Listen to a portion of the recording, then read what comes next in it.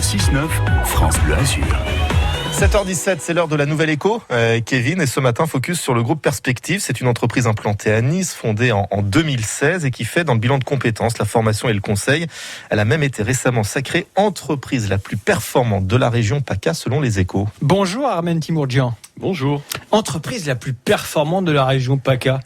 Rien que ça veut dire quoi concrètement ? Alors je ne sais pas si c'est vrai. Pour être plus précis, c'est champion de la croissance, c'est-à-dire c'est un prix qui félicitait la croissance sur une période de 3 ans, c'était 2017-2020. Et c'est quoi votre croissance à vous justement ? x10 sur cette période. x10 ? x10. C'est pas plus 10%, c'est x10. C'est x10, c'est 1000%.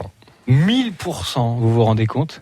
Vous faites principalement, vous, du bilan de compétences, de la formation aussi. Est-ce que la crise Covid vous a profité quelque part ? Beaucoup de Français ont un peu envie de changer d'horizon, en tout cas c'est ce qu'on ressent.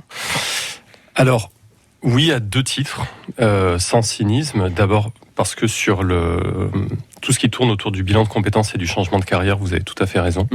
Il y a une vague de démissions, il y a une vague de réflexion sur le sens du travail, sur l'adéquation vie personnelle, vie professionnelle, sur l'intérêt intellectuel et non pas que l'intérêt financier. Donc c'est vrai que le bilan de compétences se porte bien, vous avez tout à fait raison. Et puis à titre plus interne au groupe Perspective, une des raisons de cette croissance, c'est qu'on avait anticipé, alors non pas le Covid, bien sûr, mais on avait anticipé 2 choses. Déjà, on est très centré sur le bien-être de nos collaborateurs, donc on avait mis en place une journée de télétravail par semaine, ce qui fait que quand le confinement est arrivé, vous étiez prêt, vous saviez faire. On a eu qu'à appuyer sur un bouton pour passer d'1 jour à 5 jours. Alors que nous, par exemple, on a dû apprendre à Radio France et c'est long, par exemple. C'est vrai. Non mais ça s'apprend. Et c'est vrai que nous, on n'a eu aucune interruption de service. Et la deuxième chose, c'est qu'on avait investi massivement sur les formations à distance, qui n'intéressaient personne, qui ne pesaient qu'à peu près 1% de notre chiffre d'affaires. Et c'est vrai que quand du jour au lendemain, il y a eu le confinement, déjà notre activité déjà signée a été maintenue. Et ensuite, on n'a eu aucun problème à recevoir d'autres demandes. Aujourd'hui, la formation à distance, c'est combien de votre chiffre d'affaires ? À peu près 50%. Parce 50%. C'est monté après à 100%.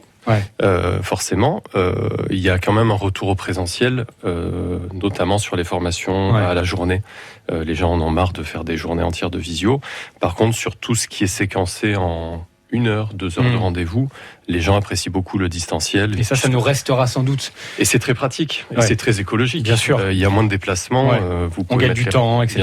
Bien sûr. Vous parlez de bilan de compétences. Est-ce que, forcément, quand on fait bilan de compétences, dans la foulée, on passe aux actes et on change de vie ? Vous, le pourcentage, la part, vous sauriez dire à peu près ?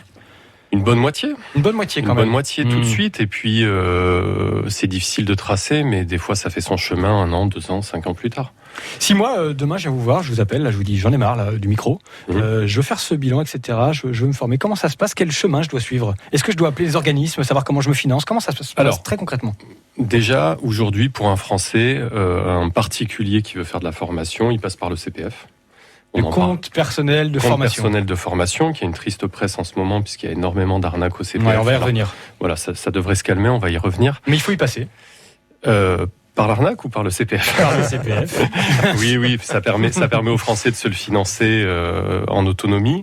Et donc, vous avez accès à la plateforme Mon Compte Formation, qui est publique et qui vous permet d'avoir accès à absolument toute l'offre et de faire votre choix par rapport à différents critères. Mais bien évidemment, on recommande de se concentrer sur des critères qualité plutôt que des critères de prix. Alors, vous le disiez, les formations, c'est porteur, c'est un vrai business aussi. Plus de 2 millions d'inscriptions l'an dernier. J'en reçois notamment, on est tous ici concernés, des appels, des SMS concernant notre compte personnel de formation.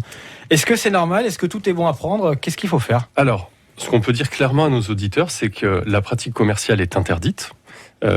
Si vous recevez des SMS qui vous parlent de quoi que ce soit autour du CPF, déjà c'est interdit. Donc, dans le meilleur des cas, c'est une pratique commerciale abusive qui pourrait conduire sur une formation réelle, qui est en général de très piètre qualité, puisque vous doutez bien qu'un organisme de formation éthique ne va pas faire une pratique commerciale interdite. Dans le pire des cas, c'est du phishing, c'est pour vous prendre vos données, notamment on ne donne pas son numéro de sécurité sociale, parce que c'est fait pour vous vider votre compte personnel de toute façon, on ne donne pas grand-chose évidemment par téléphone, on ne donne pas ses numéros de carte bancaire, etc. Et j'en passe, c'est une évidence. Merci beaucoup Armen Timourdjian du groupe Perspective, qui fait donc, dans le bilan de compétences, la formation et le conseil. Je vous en prie. Il est